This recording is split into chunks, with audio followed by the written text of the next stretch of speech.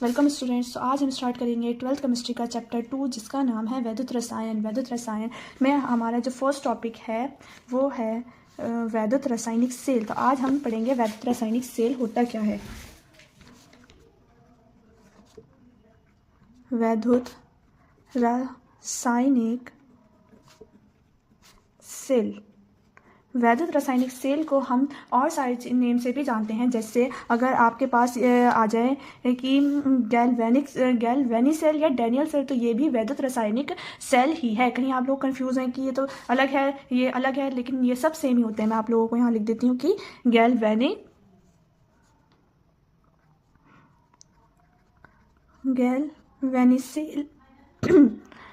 Cell and Daniell cell, ये इसको भी हम विद्युत रासायनिक सेल ही कहते हैं। ठीक है बच्चों, तो आज हम स्टार्ट करेंगे वैद्युत रासायनिक सेल। उसकी डेफिनेशन हम यहाँ लिखेंगे कि वह युक्ति जिसकी सहायता से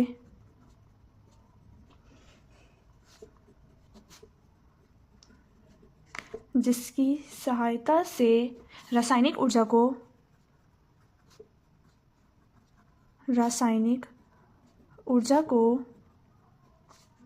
विद्युत ऊर्जा में परिवर्तित किया जाता है।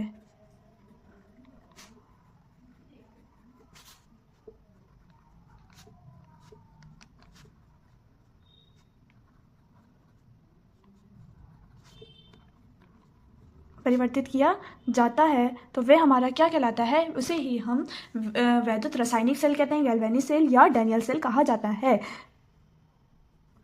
इसे ही हम वैद्युत, ये बहुत इजी सी आपके लिए जो है इसकी डेफिनेशन हमने दी है कि वह युक्ति जिसकी सहायता से रासायनिक ऊर्जा को विद्युत ऊर्जा में परिवर्तित किया जाता है, इसे ही वैद्युत रासायनिक सेल कहते हैं। वैद्युत रासायनिक सेल कहते हैं। ठीक है बच्चों, तो देखिए अब हम इसको एक्सप्लेन करने के लिए एक हम डैनियल सेल बनाते हैं। तो हमने इधर 2 बीकर लिए, ठीक है, यहाँ पर हमने 2 बीकर लिए, ये 2 बीकर आ गए हमारे, ठीक है। अब इसमें हमने यहाँ पर है हमारा ये विलियन है, ठीक है, हमारा ये विलियन आ गया इसमें, ये विलियन है हमारा इसमें, ठीक है। इसमें एक यहाँ पर हमने जिंक सल्फेट लिया, ठीक है, जिंक सल्फेट लिया हमने यहाँ, और यहाँ पर हमने क्या लिया, कॉपर सल्फेट, ठीक है। कॉपर सल्फेट में हमने कॉपर की रॉड डाल दी। कॉपर सल्फेट में हमने किस चीज़ की रॉड डाली है, कॉपर की रॉड डाली है, जिसे हम Cu से डोनेट करेंगे। और जिंक के बीकर में हमने जिंक की रॉड डाल दी, ठीक है। यहाँ पर किसकी रॉड आ गई, Zn की रॉड आ गई। अब हम इसे देने के लिए कि ये कैथोड और एनोड के लिए, तो हम यहाँ पर क्या लिख देंगे, ये हमारा क्या हो जाएगा, कैथोड, जिसे हम उससे प्लस से शो करते हैं, ठीक है। और यहाँ पर हमारा क्या आ जाएगा, एनोड, जिसे हम माइनस से शो करते हैं। और ये हमारे एक तरीके से अर्ध सेल है, क्योंकि किसी सेल में एक सेल होता है तो वो पूरा सेल नहीं कहलाया जाता है, वो क्या कहलाया जाता है, अर्ध सेल। तो ये भी हमारा अर्ध सेल है और ये भी हमारा अर्ध सेल है। तो इस परिपथ को पूर्ण करने के लिए हम इसे एक चालक तार से जोड़ देते हैं। ये अब हमारा क्या हो गया, ये एक चालक तार से जुड़ गया है हमारा, इसीलिए ही ये जो होता है हमारा एनोड हो जाता है और ये हमारा कैथोड हो जाता है। जब हम इसको एक चालक तार से जोड़ देते हैं तो ये रॉड जो होती है इसको हमने कैथोड मान लिया और इसे हमने क्या मान लिया है, एनोड मान लिया है इसे हमने। तो गैस क्या होगा कि इधर जो है हमारे इलेक्ट्रॉन जो है वो प्रवाहित होने लगेंगे और धारा जो है इधर साइड बहती है, क्योंकि हमें पता है जिधर इलेक्ट्रॉन जाते हैं तो धारा उसकी अपोजिट साइड होती है। तो इधर हमने क्या लगा दिया, इधर हमने गैल्वेनोमीटर का साइन लगा लिया, जिसकी सहायता से हमें पता चलता है कि इसमें कितना करंट जो है हमारा फ्लो हो रहा है। इसे हम लवर सेतु कहते हैं। ये एक कांच की नली होती है, इसे हम क्या कहते हैं, लवर सेतु कहते हैं।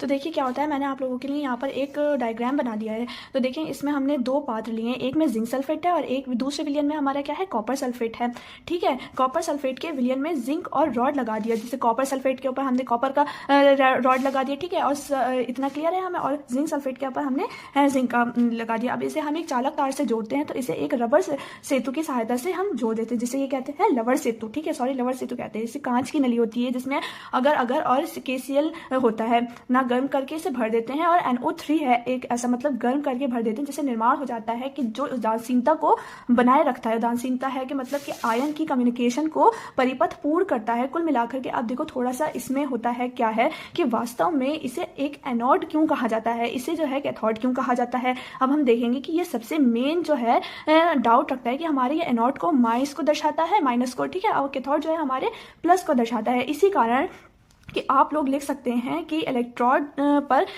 पर यदि इलेक्ट्रोड मतलब क्या होता है कि इलेक्ट्रोड जो होता है वो ऑक्सीकरण जिस पर ऑक्सीकरण हो रहा होता है उसे हम क्या कहते हैं, एनोड कहते हैं। और उसे क्या कहते हैं, जिस पर इलेक्ट्रोड पर अपचयन होता है उसे हम इस पर होता है, इसे क्या कहते हैं, जिस पर अपचयन होता है उसे हम ध्यान रखेंगे, उसे हम कहते हैं कैथोड।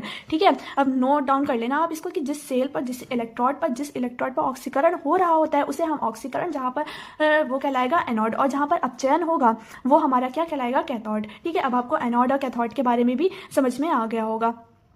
ठीक है, ऋणावेशित होने के कारण भी हम बताएंगे कि इस पर ये जो है ऋण है, कैथोड है या एनोड है, इस पर भी हमें पता चल जाएगा कि ये ऋणावेशित है या ये धनावेशित है। ठीक है, ये तो सब आपको हमने समझाने के लिए किया था। तो ये आप डायग्राम देखिए, इस पूरे डायग्राम पर ही ये वैद्युत रासायनिक सेल जो है हमारा वर्क करता है। ठीक है, अब हम आपको समझाएं कि ये जो जिंक सल्फेट है जब ये टूटता है तो Zn2 पॉजिटिव बनता है। ठीक है, अब जब हम ये इसे तोड़ेंगे तो देखिए Zn2 प्लस SO2 बनेगा। ठीक है, और ऐसे ही अगर हम कॉपर को तोड़ेंगे तो कॉपर क्या बनेगा हमारा, Cu2 प्लस SO4 माइनस। अब देखो ज़रा इस कंडीशन में हम क्या करते हैं, जैसे जो भी आपका जिनका इलेक्ट्रोड और कॉपर का इलेक्ट्रोड है इसको हम एक चालक तार की सहायता से जोड़ते हैं। थोड़ा समझते हैं कि कोशिश करिएगा कि जैसे ही हम अर्थ शैलों को एक चालक तार की सहायता से जोड़ते हैं तो ये जो जिनके चारों ओर छोटे छोटे परमाणु होंगे ना, उसी ये जिनकी सतह पे जिंक के पृष्ठ पर ये छोटे छोटे परमाणु होंगे, ये जैसे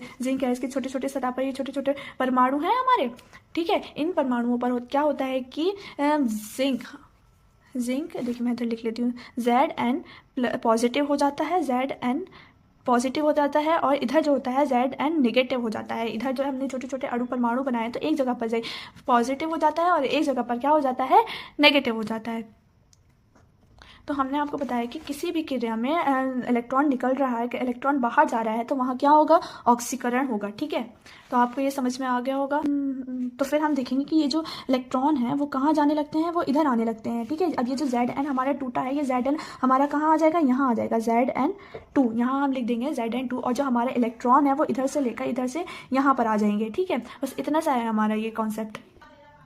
और ये क्या आ गया हमारा गैल्वेनोमीटर, जिससे हमें पता चलता है कि इसमें कितना वो करंट जो है फ्लो कर रहा है। ये हमारा क्या है, गैल्वेनोमीटर। अब ये यहाँ पर ये हमारा लग गया सेल। ठीक है, अब हम यहाँ पर लेंगे Zn2 प्लस Zne माइनस। ठीक है, अब यहाँ पे क्या हो रहा है, हमारा ऑक्सीकरण हो रहा है। कैसी अभिक्रिया, ये ऑक्सीकरण अभिक्रिया है। ये हमारी अभिक्रिया कौन सी अभिक्रिया कहलाएगी, ऑक्सीकरण अभिक्रिया कहलाएगी। ठीक है, इसके बाद क्या होता है कि कैथोड की बात आए तो क्या कि कैथोड की अभिक्रिया में ऑक्सीकरण कैसे होगा। अब क्योंकि देखिए अब ये Cu2 है, ठीक है, प्लस Ze माइनस, तो इसकी अभिक्रिया क्या हो जाएगी, CuC4 हो जाएगी। ठीक है, अब ये कौन सी अभिक्रिया है, अपचयन अभिक्रिया। इस अभिक्रिया को हम क्या कहेंगे, अपचयन अभिक्रिया। तो देखिए इसमें हमारी ऑक्सीकरण अभिक्रिया भी हो गई और हमारी अपचयन अभिक्रिया भी हो गई। ठीक है, तो ये सब हमारे इस जो हमने ये पूरा सेल बनाया है आप लोगों के लिए, इसकी वजह से ही हमें पता चलेगा कि ये वैद्युत रासायनिक सेल है क्या असल में। अब हमें ये समझ में आ गया कि वे युक्ति जिसकी सहायता से रासायनिक ऊर्जा को विद्युत ऊर्जा में जो परिवर्तित किया जाता है इसे ही हम वैद्युत रासायनिक सेल कहते हैं।